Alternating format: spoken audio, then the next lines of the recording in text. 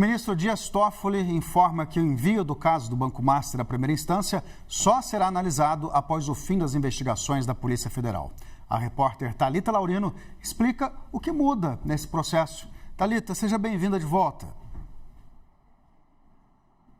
Oi, Marcelo. Pois é, o gabinete do ministro Dias Toffoli enviou um comunicado hoje à imprensa esclarecendo o andamento das investigações do Banco Master na Suprema Corte. E o primeiro tópico dessa nota destaca que o ministro Dias Toffoli foi escolhido como relator na Operação Compliance Zero por meio de um sorteio realizado no dia 28 de novembro e não por qualquer outro motivo. Além disso, a nota também esclarece que qualquer envio do caso para a primeira instância do Supremo Tribunal Federal só acontecerá depois que as operações e as investigações forem concluídas na Polícia Federal. Antes disso, não existe essa possibilidade. Para o gabinete do ministro Dias Toffoli, a operação e a investigação no Supremo ocorre de forma regular. Eu separei aqui um trecho do que diz essa nota. Abre aspas. Em todos os âmbitos, as investigações continuam a ser realizadas normalmente e de forma regular, sem prejuízo da apuração dos fatos, mantidos os sigilos necessários em razão das diligências ainda em andamento.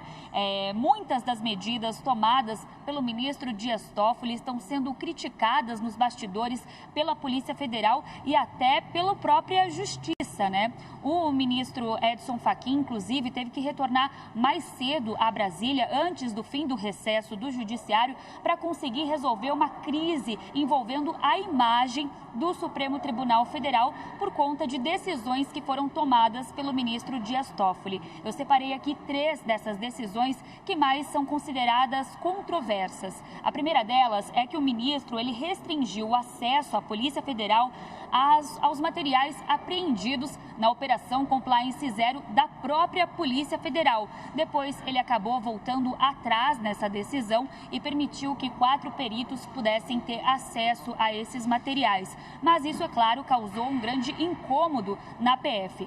Além disso, o ministro também determinou uma acariação entre os investigados no Supremo Tribunal Federal, o que a polícia considerou como prematuro. Eles ainda precisavam de mais tempo para poder estudar o caso, antes dessa acariação, antes dos depoimentos que foram colhidos.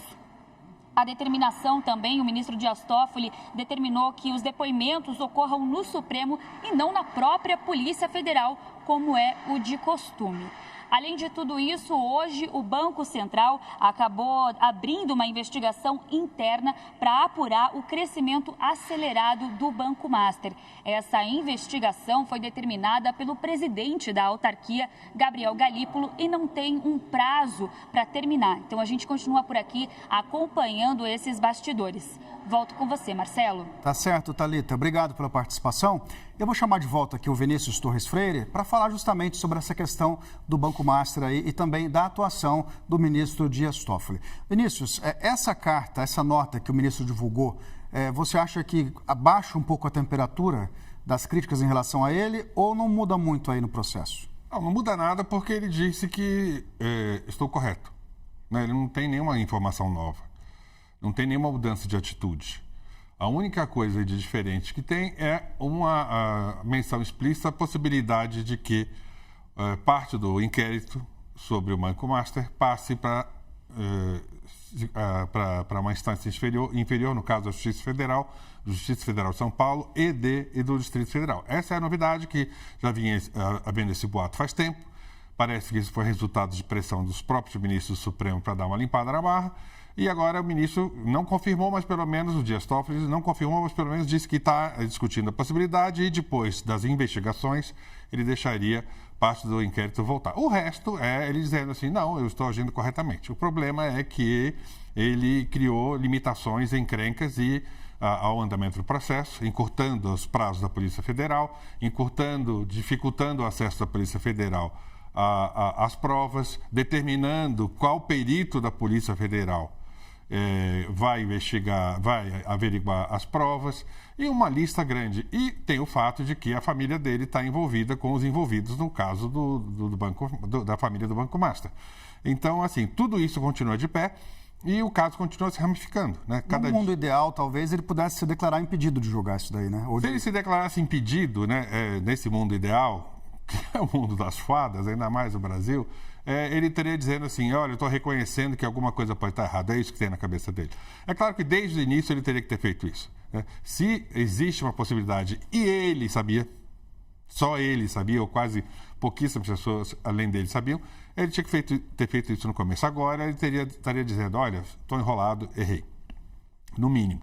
Então, assim, o que ele fez foi fazer uma defesa, porque ele está apanhando todo dia, está desmoralizado quase nacionalmente, e não muda muito na prática. O pior, né, o inquérito que está sob sigilo continua se espraiando, continua tendo vazamento. Então, cada dia aparece um empresário novo, um político novo, e todo mundo imagina quais outros estão, porque existem vários suspeitos, até porque o Vorcaro, ex-presidente do Master, tinha muitos amigos ativos, não é amigos assim, no mundo, ativos na Câmara que faziam projetos de lei em favor dele.